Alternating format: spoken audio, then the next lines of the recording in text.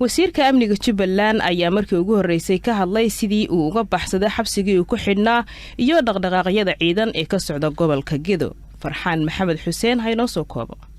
wasiirka amniga maamulka Jubbaland Cabdirashiid Xasan Cabdinuur oo dhawaan ka baxsaday xabsi uu kaga jiray magaalada Muqdisho oo la hadlay laanta afka Soomaaliga ee BBC-da ayaa waxa uu ka warbixiyay sida uu uga baxsaday xabsigii uu kaga jiray magaalada Muqdisho. wasiirka waxa uu sheegay in muddo 3 maalin uu magaalada Muqdisho ku sugnaa markii uu ka baxsaday xabsiga isla markaana maalin cad uu doon ka raacay magaalada Muqdisho. 3 maalin iyo 2 habeen aan Muqdisho joogay markii aan baxay kadib waxaalii wacdka badnaa aanan islayn hadda dawladda federaalka Soomaaliya iyo laamaheeda amniga way ku arkayaan ama waa lagu qaban doonaa ma aan qabay ma cabsi ama qabin laakiin dabana aan dirnay oo fahmayo in dadku saameyn badan ku leeyihiin bay cabsida ugu badneed iyo qatartii ugu badneed oo aan qabay labadiibana rabbi waa iga badbaadiyay tabaaraka taala waxaan ii suurta gashay in xilli maalinimo ah soo raacdoon kadibna aan Kismaayo ku imaado dabcan dadkii igala shaqeeyay oo Soomaaliyeed oo ku aan horay erigii uga mid ahaa inaan u mahadceliyo cid walba haato ama dawladda Jubbaland ha haato ama dawladda federaalka Soomaaliya mas'uuliyiin ka mid ah ahaadaan ama shacab ha ahaadaan qof kasta oo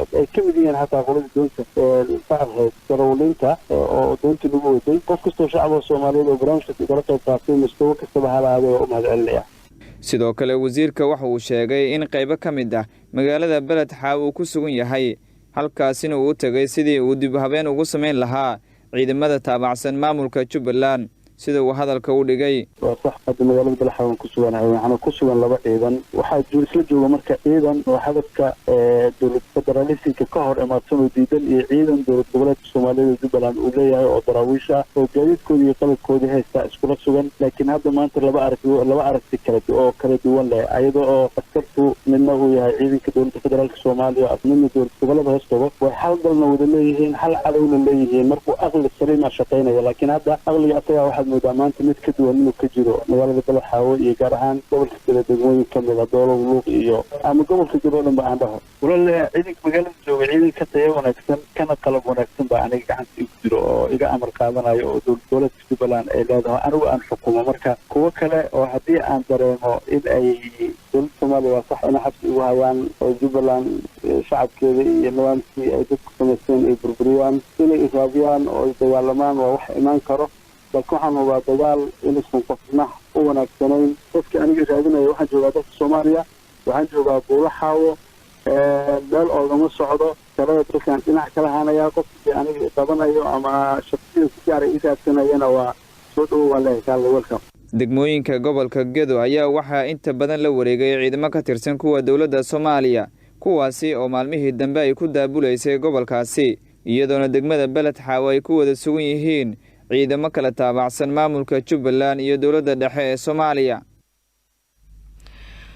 gudoomiyaha golaha shacabka ayaa maanta ka qayb galaya shir u dhaxeeya baarlamaanada Carabta kaas oo ka furmaya dalka Jordan. Yunis Duraan Cali wafdigu hogaaminayo gudoomiyaha golaha shacabka ee baarlamaanka Soomaaliya Maxamed Mursal Sheekh Cabdiraxmaan ayaa gaaray dalka Jordan.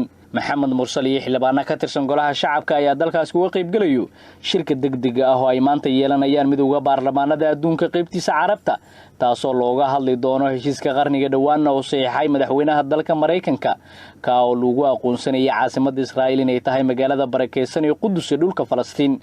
mas'uuliyiintan ayaa markay gaareen Jordan waxa ku soo dhaweeyay gudoomiye ku-xigeenka baarlamaanka dalka Jordan iyo mas'uuliyiin ka tirsan wadanka xildhibaan Cali Jaamac Jingili oo ka tirsan xildhibaanada la socda wafdiga gudoomiyaha baarlamaanka Soomaaliya ayaa ka warbixiyay qodobada looga hadlayo shirkan degdega ah.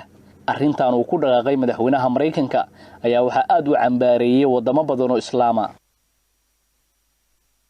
3 sano kadib maanta oo kale baarlamaanka Soomaaliya ayaa madaxweyne u doortay madaxweyne Maxamed Cabdullaahi Farmaajo. haddaba maxaa ka qabsoomay balanqaadkii warbixin arrintan ku saabsan waxa inoo diyaariyay wariyaheena Xuseen Cabdulle Maxamed.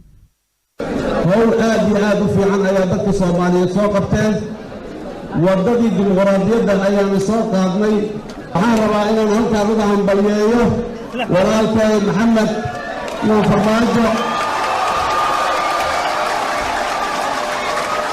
oo noqonaya madaxweynaha Jamhuuriyadda Federaalka ee Soomaaliya. 3 sano ayaa maanta ka soo wareegatay doorashadii madaxweynaha Soomaaliya Maxamed Cabdullaahi Farmaajo oo ku beegnay 8 bishii 2 sanadkii 2017 xilligaas shacabka Soomaaliyeed gaar ahaan dhalinyaradu waxay u ahayd maalin boqran oo ay aaminsanayeen inay ka gudbi doonaan nolol adag oo isugu jirta amni darro, shaqo la'aan iyo cadaalad darro. waxay madaxweyne Farmaajo ku soo dhaweeyeen barnaamijyo aan ku saleysnayn qabiil iyo deegaan midna. Maxamed Cabdullaahi Farmaajo ayaa shacabka Soomaaliyeed u sameeyay ballanqaadyo waaweyn kuwaas oo intooda ugu badan aan ilaa hadda waxba laga qaban halka qaarkoodna ay ku guuleysatay xukuumaddiisa. waxyaabaha ku jiray ballanqaadyadii madaxweynaha oo ay xukuumaddiisa wax ka qabatay 3 sano ee la soo dhaafay waxaa ka mid ah bixinta mushaaraadka shaqaalaha iyo ciidamada, tirakoobka ciidamada qalabka sida ee u shaqeeya dawladda, wada shaqaynta madaxweynaha iyo ra'iisul wasaaraha. sidoo kale dadka qaar ayaa aaminsan in dawladdiisa ay ku guuleysatay xiriirka arrimaha dibadda iyo yareynta faragelin siyaasadeed iyo mid amni oo gudaha ah.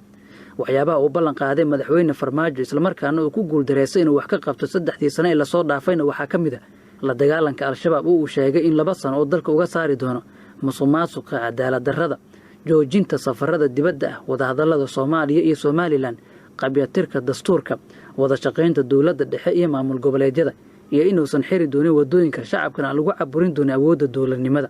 sidoo kale waxyaabaha oo madaxweynuhu ballan qaaday waxaa ka mid ah yareynta shaqo la'aanta iyo tahriibka dhalinyarada, inuu dalka ka qaban doono dib u heshiisiin qaran, dhismaha ciidan qaran oo loo dhan yahay, doorashada qof iyo cod ah iyo qodobo kale. xildhibaan Maxamed Xasan Idris oo ka tirsan golaha shacabka ee baarlamaanka Soomaaliya ayaa weydiiyay in madaxweynaha Soomaaliya uu qabtay waxyaabihii u ballan qaaday bishii February sanadkii 2017.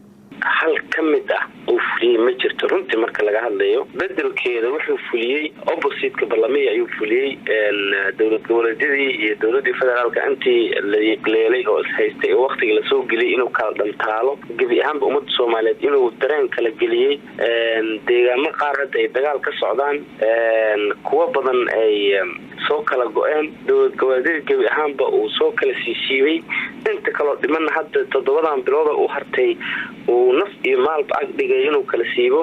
madaxweynaha Soomaaliya Maxamed Cabdullaahi Farmaajo oo maanta gadaal u eegaya 3 sano oo kamid ah muddo xileedkiisa oo 4 sano waxa uu muddadii xafiiska jooga wajahay qalqal siyaasadeed iyo mid amni oo waaweyn. sidoo kale madaxweynaha ayaa la kulmay mucaarado badan oo ay ku sameeyeen siyaasiyiinta qaar ee ka aragti duwan. haddaba waa maxay waxa ugu weyn uu sababsaday madaxweyne Farmaajo inuu oofin waayo ballanqaadyadii uu sameeyay shacabka Soomaaliyeed 3 sano ee la soo dhaafay? Cabdullaahi Nuur Xaashi oo falanqeeya arrimaha amniga iyo siyaasadda ayaa ka hadlay arrintaasi. waxa uu ballan qaaday oo dhan waxa uu ahaa hoggaan mataqaanaa ciidamada qalabka sida, sababtoo ah wax kasta oo arrimaha dibadda laga keeno shirkadaha iyo maalgelisha la ballan qaado, dib u dhis iyo mataqaanaa infrastructure oo la soo celiyo la ballan qaado. waxaa hoggaan u ah oo suurtageliya waa amnigana waxaa ku gadaaman waa ciidamada.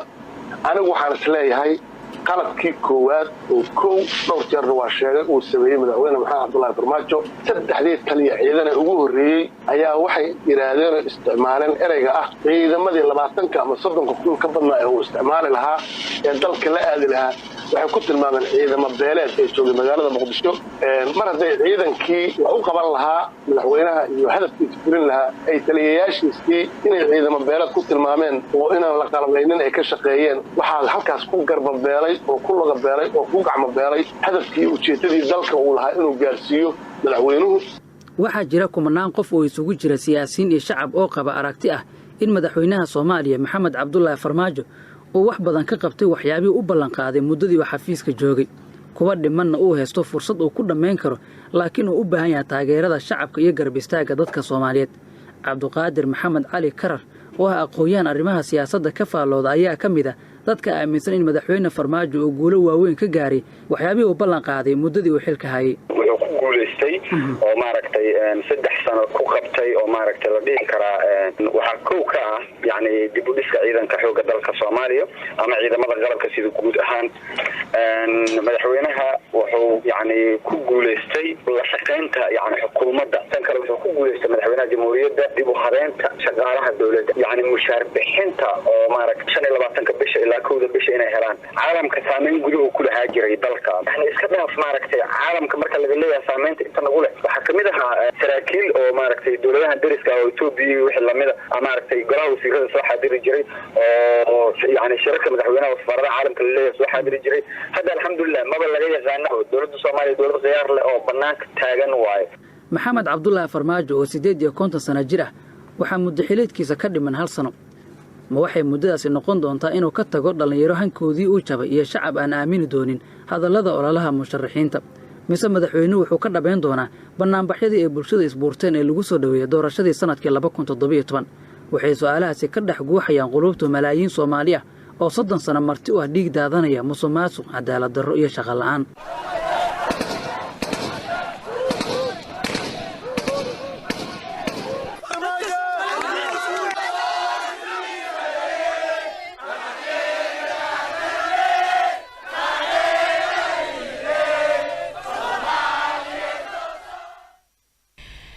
aad ayuu mahadsan yahay waryaheena Xuseen Cabdulle Maxamed waxa uu inoo soo jeedinayay warbixin ku saabsan waxyaabihii ka rumoobay balanqaadadii uu madaxweyne Maxamed Cabdullaahi Farmaajo 3 sano kadib ummadda Soomaaliyeed ka balanqaaday.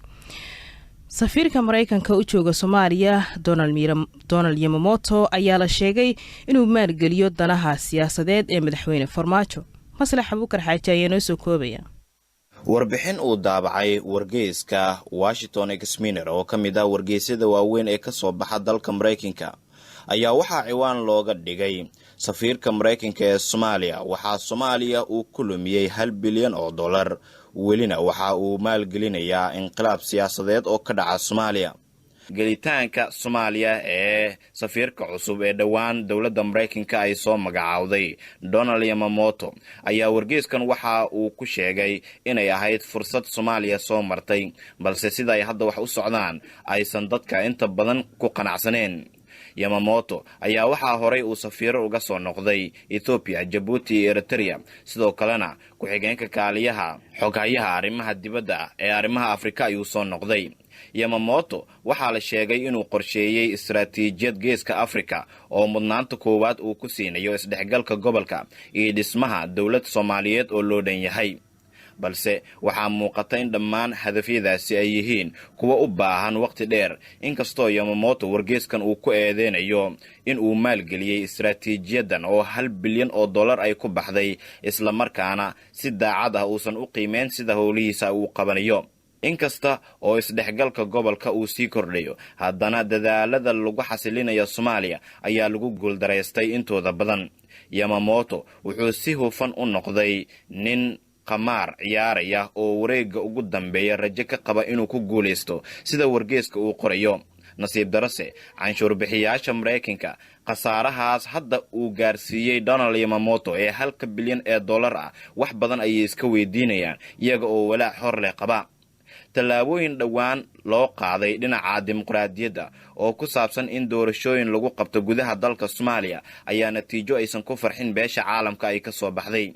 waxaana la sheegay in canshuur bixiyaasha Mareykanka xilligan ay isha ku hayaan Yamamoto iyo sida uu ugu shaqeynayo gudaha dalka Soomaaliya.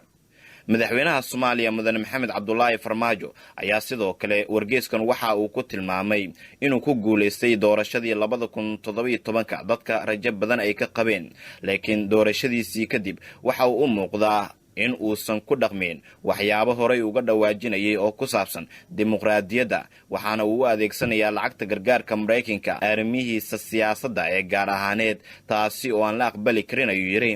wargeyska Washington Examiner ayaa sidoo kale waxa uu si gaar ah uga hadlay xaaladda siyaasadeed ee iminka Soomaaliya ay marayso gaar ahaan doorashadii uu ku soo baxay Axmed Cabdi Kaariye Qoorqoor kaasi oo uu ku tilmaamay inuu yahay saaxiib aad uga agdhow madaxweyne Maxamed Cabdullaahi Farmaajo isla markaana dad badan ay sii qorsheynayeen inuu yahay madaxweynaha saxda ah ee maamulka Galmudug. lacago ayaa lagu bixiyay lacagahaasna waxa ay ahaayeen lacagaha loogu talagalay horumarinta Soomaaliya ayuu yiri. waxa ay soo jeedinayaan inta badan siyaasiyiinta Mareykanka in Donald Yamamoto ay daacad ka noqoto dhexdhexaadinta Soomaalida isla markaana hadalkii ka soo yeeray markii ay dhacday doorashadii Galmudug ee ahaa in Soomaalida dib u heshiisiin ay isugu yimaadaan ay u muuqato mid lagu sasabayo Soomaalida balse intooda badan ay ka dharagsan yihiin inuusan dhexdhexaad ahayn safiirka Mareykanka ee Soomaaliya. dowladaha Soomaaliya iyo Rwanda ayaa kala saxiixday heshiis ay isugu furayaan duulimaadyada tooska ah ee labada dal. Axmed Maxamed Ibraahim ayaa ka waramaya. heshiiskan oo ay kala saxiixdeen dowladda Soomaaliya iyo dowladda Rwanda ayaa ka dhigaya in garoonka diyaaradaha ee Aadan Cabdulle Cismaan Aadan Cadde uu mar kale martigeliyo duulimaadyada caalamiga ah maadaama diyaaradda Rwanda ay duulimaad toos ah ka bilaabi doonto Soomaaliya sida uu qorshuhu yahay. inkastoo waqtiga duulimaadkan uu bilaabanaya aanan la cadeyn balse waxaa jira diyaaradaha Turkish Airlines, Ethiopian Air, Qatar Airways iyo kuwa kale ay duulimaadyo caalami ah ka sameeyaan gudaha dalka. qoraal kooban oo uu daabacay wasiirka gaadiidka iyo saadaasha hawada ee xukuumadda Soomaaliya Maxamed Cabdullaahi Salaad Omar ayaa ku sheegay waxaan la saxiixanay dowladda Rwanda heshiis laba geesood ah oo xagga duulimaadka rayidka ah. heshiiskan wuxuu isu furayaa duulimaadyada tooska ah ee labada wadan taasoo ganacsiga labada wadan kor u qaadi doonta. anigii wasiir Kalefer Gateed waxayna wehelinayay maareeyaha hay'adda duulista rayidka Soomaaliyeed Axmed Mucaalim iyo dhigaysa Master Silas ayuu sii raaciyay hadalkiisa wasiir Omar. duulimaadyada caalamiga ah ee garoonka diyaaradaha ee Aadan Cadde ay ka sameeyeen diyaaradaha caalamka laga leeyahay ayaa ka dambeysay kadib markii dowladda Soomaaliya ay dib ugu soo laabatay gacanteeda maamulka hawada ee Soomaaliya. xildhibaanada golaha aqalka sare ee baarlamaanka Soomaaliya ayaa maanta oo Sabti ah kulan ku yeelanaya xaruntooda magaalada Muqdisho. xildhibaanada ayaa maanta doodii ugu dambeysay ku gorfaynaya sharciga doorashooyinka qaranka kaas oo u badan in ay maanta ay ansixiyaan sharciga doorashooyinka ama ay dib ugu celiyaan xildhibaanada golaha shacabka. qaar ka mid ah xildhibaanada golaha aqalka sare ayaa la sheegay inay silugsan yihiin sharcigan kaas oo horay ay soo saxiixeen labada gole ee golaha shacabka ee baarlamaanka Soomaaliya. sharcigan ayaa waxaa sidoo kale silugsan qaar ka mid ah maamul goboleedyada dalka ka jira iyo xisbiyada dalka ka dhisan. madaxweynaha Mareykanka Donald Trump ayaa shaqada ka ceyriyay ilaa iyo 2 mas'uul oo dhawaantan ku marag furay intii ay socotay dacwadiisii xilka qaadista. mid ka mid ah mas'uuliyiinta shaqada laga ceyriyay ayaa ah safiirka dowladda Mareykanka oo fadhiya midowga Yurub. safiirka ayaa warbaahinta u sheegay in madaxweynuhu uu ku amray in si degdeg ah uu dalka dib ugu soo laabto. xubnaha aqalka sare ee dalka Mareykanka ayaa ka soo horjeestay in xilka laga qaado madaxweynaha 54aad ee dalka Mareykanka. go'aanka aqalka sanadkana waxa uu meesha ka saaray rajadii dimuqraadiyiintu ay ka qabeen in madaxweyne Trump uu xafiiska baneeyo ka hor inta uusan dhammaan sanadkan. ugu dambeyntiina dowladda Ruushka ayaa sheegtay in ay sare u qaadayso taageerada military iyo tan dhaqaale ee ay siiso dowladda Venezuela xil ay sii kordhiso cadaadiska Mareykanka uu doonayo in xilka looga qaado hogaamiyaha dalkaasi. wasiirka arrimaha dibadda Ruushka Sergey Lavrov ayaa hadalkani sheegay kadib markii uu magaalada Caracas ee caasimadda dalka Venezuela kulan kula qaatay madaxweynaha dalkaasi Nicolas Maduro. wasiirka ayaa sheegay in isku day walba oo meesha looga saaro dowladda Venezuela ay tahay mid aan la aqbali karin.